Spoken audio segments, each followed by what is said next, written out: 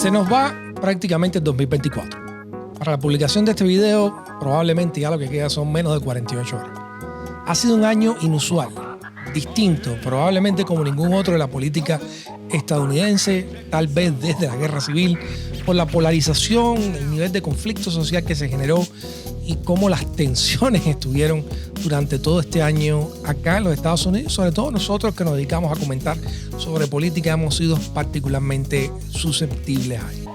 Pero es un año que ya se va, es un año del cual tenemos que tomar lecciones y por supuesto es un año que nos impulsa hacia el 2025.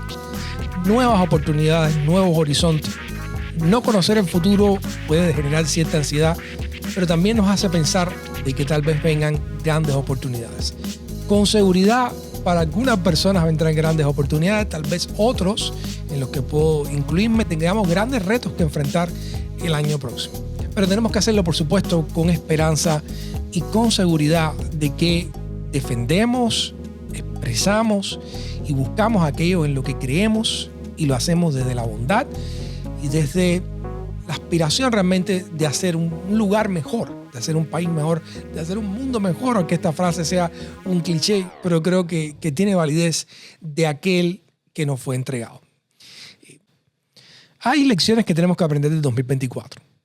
Año raro, bastante raro.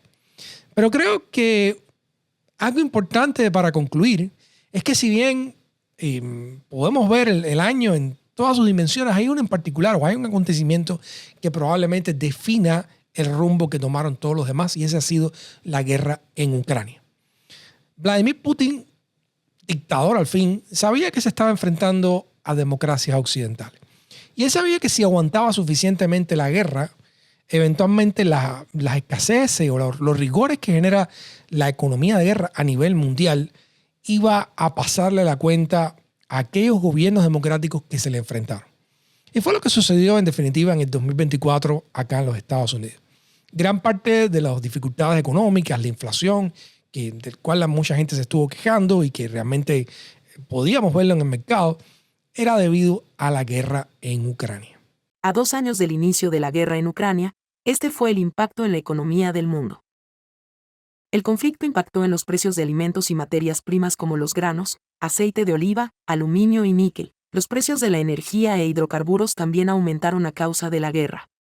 La economía mundial se resintió con impactos en los países de Europa, Asia y Estados Unidos. Y en este punto va a haber que anotarle, por supuesto, la victoria a Putin, ya que el gobierno de Joe Biden, que fue el gobierno que logró generar toda esta coalición que se pensaba bastante debilitada después de las humillaciones públicas a las que Donald Trump durante su primer mandato pues expuso, ¿no? a estos miembros de la OTAN. Joe Biden consigue reunirlos de nuevo y establecer un paquete de sanciones bastante fuerte contra Putin y llevar a Putin al borde del golpe de Estado en su propio país. Si recuerdan a este Prigozhin, el cocinero de Putin, que estuvo cerca de entrar con un grupo armado a Moscú. Pero no fue así. La guerra en Ucrania, aunque no se ve un final claro todavía, sabemos que Trump probablemente se alinee más con los intereses de Putin que con los intereses de Zelensky. Eso lamentablemente es algo que va a suceder y es parte de las consecuencias de las elecciones en los Estados Unidos. Pero a largo plazo, cuando vemos el 2024, hay que anotarle ese punto, lamentablemente. A Vladimir Putin sabía que iba a ocasionar este tipo de daño en el resto de las democracias occidentales y sin duda, bueno, pues le pasa la cuenta a Joe Biden en el 2024. No es que Putin haya, que aunque obviamente hubo campañas de propaganda, tal vez no fue tan grave porque los Estados Unidos estaban más preparados como la influencia cibernética en las elecciones de 2016, pero las consecuencias de aquella guerra que él desató, una guerra que hay que decir extremadamente grave. Y a veces la gente se olvida de esto, pero desde la Segunda Guerra Mundial no se invadía otro país con el objetivo expreso de cambiar las fronteras de Europa. O un país tan grande, o dos naciones tan grandes enfrentadas en este tipo de conflicto de una magnitud considerable. Eso no pasaba de la Segunda Guerra Mundial y es Putin quien injustificadamente desata este acontecimiento. Y por supuesto, parte de lo que sucedió en la vida política de los Estados Unidos en el 2024 sigue siendo consecuencia de aquello y probablemente también influencie en gran medida lo que va a suceder durante el 2025. Esto no justifica, por supuesto, la otra parte de la historia que vivimos acá, ¿no? ¿Cómo era posible que un expresidente que había sido condenado, 2 juicios políticos, multitud de juicios o de casos, alrededor de más de 90 encauzamientos criminales federales, pues cómo era posible que este individuo, que además se le atribuyó por lo menos ser el motivador de los acontecimientos del 6 de enero, donde hubo personas muertas a consecuencia del 6 de enero, pues una vez más fuera ganando en popularidad. ¿Por qué la ventaja de Trump en las encuestas aumentó después de las imputaciones penales? La mayoría de los votantes republicanos consideran que los cargos tienen motivaciones políticas. Y esto es otra de las grandes lecciones del 2024. El sentido común político de la sociedad estadounidense ha cambiado.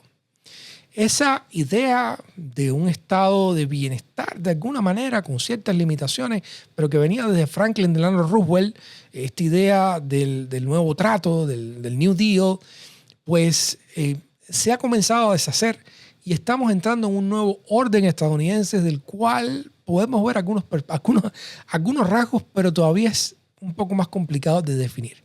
Y ese probablemente sea uno de los temas de los que estemos hablando bien temprano en el año 2025. Esto implica, por supuesto, riesgos, incertidumbre, pero implica también oportunidades. Y esperemos que tengamos la lucidez, el valor y la claridad para empujarnos a todos nosotros al lugar donde esas oportunidades están y no en el lugar donde estén los riesgos o las polarizaciones. Así que por ese lado yo creo que es importante centrarse de una manera constructiva y esperar que tengamos y trabajar, ¿no?, también para poder aprovechar las oportunidades ahí donde se presenten. Como parte también de esta ruptura del sentido común, no se trataba solo de un candidato que con los encauzamientos aparentemente lo hacían cada vez más popular, sino también se trató un presidente que claramente no estaba en las condiciones de ser un comunicador efectivo. Estoy hablando de Joe Biden.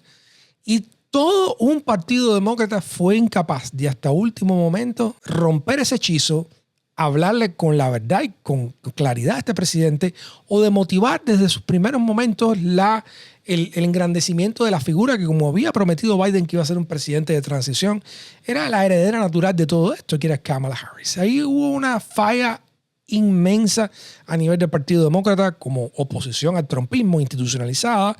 Hubo una falla inmensa en los aparatos de comunicación que no fueron capaces realmente de tener un mensaje claro. La estrategia de Harris, una candidata de continuidad con 3 meses para crear una figura presidencial. A juicio del politólogo y profesor de la Universidad Pontificia Comillas, Javier Martín, el problema con Kamala es que es la candidata de la continuidad, una continuidad que puede ser peligrosa. No ha tenido un perfil excesivamente propio dentro de la administración Biden, se le ha opacado mucho y su agenda ha quedado reducida a aquellos lugares comunes dentro del Partido Demócrata, como la defensa del feminismo, el cambio climático, el multilateralismo. Indica a rtve.es. Podría ser una candidata de relativo consenso, pero al mismo tiempo continuista, tibia y que no dotaría de ese empujón que necesitan ahora los demócratas para golpear electoralmente a Trump, añade. También sabemos ahora que es muy difícil lograr una campaña en apenas 3 meses porque se necesita más tiempo para que la gente adquiera confianza en el candidato que se está proponiendo. O sea, son cosas nuevas que llegaron este 2024 y que ahora pues tenemos más claridad, por supuesto, y más sabiduría al respecto de cómo tratarlo en los años que vienen. ¿Cuál será el futuro de Kamala Harris? Ya lo veremos. Lo que sí vamos a estar discutiendo bastante durante el año 2025 va a ser el futuro del Partido Demócrata y de cuál va a ser la oposición al trumpismo. Y hay expertos ya advirtiendo de que si Trump es un fascista o no, que ha sido un debate. Yo, que me considero alguien que he estudiado bastante ese tema, yo estoy convencido que el hombre, por la retórica que desató en la campaña, es un fascista de libro de texto. Pero bueno, hay gente que todavía no está dispuesto a aceptar eso, ¿no? Le cuesta trabajo. También hay mucha gente que votó por Trump que le va a pasar como cuando la novia te engaña, ¿no? Que entonces tú, o el novio, a cualquiera que lo engañen, ¿no? Que el último que se entere eres tú. Y que entonces la gente viene y te dice, oye, que es un descarado, que es una descarada, que esto, y tú, no, esa es mentira, la gente es mala, la gente es envidiosa, si ella me dice que se porta bien, si ella me dice que es buena, y al final, bueno, te enteras de lo que te sucede, ¿no? Muchos de estos seguidores de Trump les va a pasar lo mismo, o sea, ellos están ahora en esa luna de miel, que todo lo que le digamos nosotros no nos creen, como no les creyeron a todo el sistema de cortes independientes estadounidense, como no le creyeron a nadie, solamente le creyeron a Trump. Y eventualmente cuando se empieza a desatar una vez más el caos, que ya vimos que Trump es incapaz de hacer algo distinto durante su primer mandato y después, pues entonces van a tener que lidiar con esta cruda realidad, ¿no? Y vendrán ciertos rompimientos, pero también va a haber gente que se reafirme porque es muy duro reconocer ante la sociedad cuando tú has cometido un error con una responsabilidad de tamaña naturaleza. Pero eso va a suceder. También, desde el punto de vista de la oposición y los demócratas, hay que tener la mente abierta. Hay que reformular todo el partido, hay que reformular esa parte de la oposición.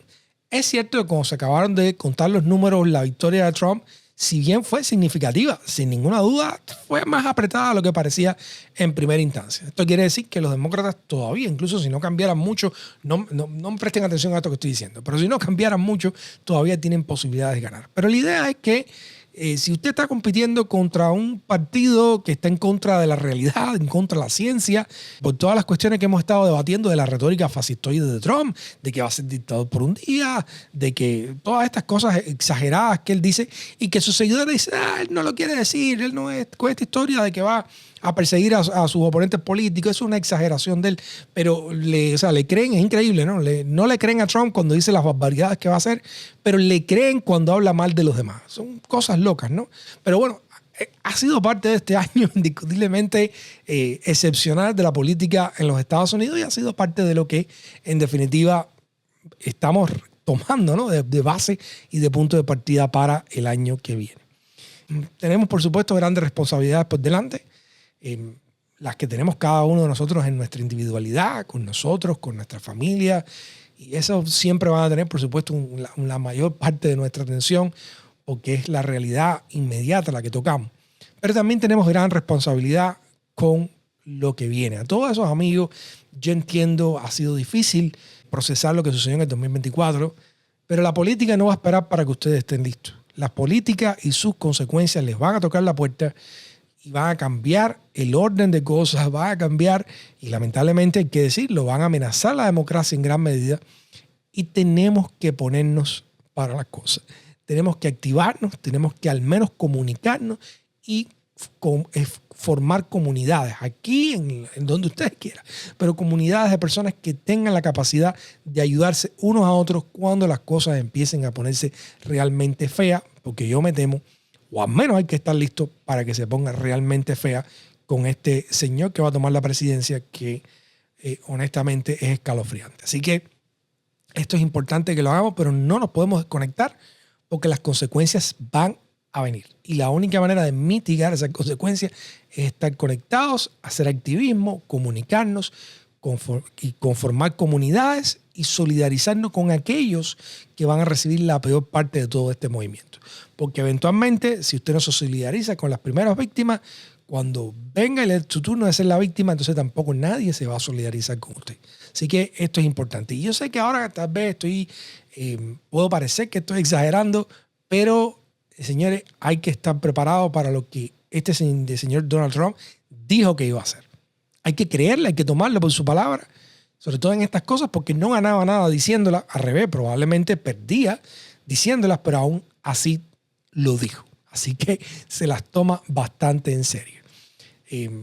Esto no quiere decir de que vaya a salirse con la suya. Yo creo que ya hemos visto incluso durante este primer periodo que ha fracasado en varias cosas, de las cuales hemos comentado aquí algunas y otras seguirá fracasando indiscutiblemente. Pero es importante, es importantísimo y fundamental no perder nuestra vinculación con el proceso político. No desconectarnos. Hay que estar ahí, hay que tocarle las puertas a los representantes, hay que participar en los medios, hay que apoyar a los periodistas, hay que apoyar a quienes estén, y eso es fundamental. Los medios sociales van a cumplir cada vez un papel más grande, lo hemos estado viendo en estas elecciones. Los medios tradicionales carecen de una capacidad que tienen los medios no independientes como las redes sociales, es que los medios tradicionales están más limitados por su formato. Pero en los medios sociales usted puede hablar 2, 3 horas, usted puede salir todos los días, usted no tiene un guión, usted puede decir realmente lo que piensa honestamente, y eso ha demostrado ser una herramienta de persuasión y de creación de confianza indiscutiblemente invaluable, y probablemente el uso que hizo Donald Trump de estos medios independientes de la ultraderecha y de la derecha pues le hayan dado también una ventaja que no supieron aprovechar los demócratas. Entonces, todo esto es parte del mundo al cual nos estamos abocando y tenemos que tomarlo en cuenta y, por supuesto, jugar las piezas como le corresponde. En cualquier caso, les voy a decir que aquí voy a estar para ustedes, aquí vamos a estar juntos, aquí nos vamos a comunicar, aquí también conformaremos comunidad y lo que sea que venga en el 2005, pues lo enfrentaremos juntos, lo pensaremos, trataremos de buscar las mejores estrategias. Y nos daremos abrazos aquí cibernéticos, todo lo que podamos, nos daremos aliento, nos daremos fuerza y nos daremos también inspiración para saber de que hay personas igual que nosotros y de que el mundo no es ese lugar desolado, frío, cínico que nos quiere hacer creer una parte de este movimiento maguista trumpista.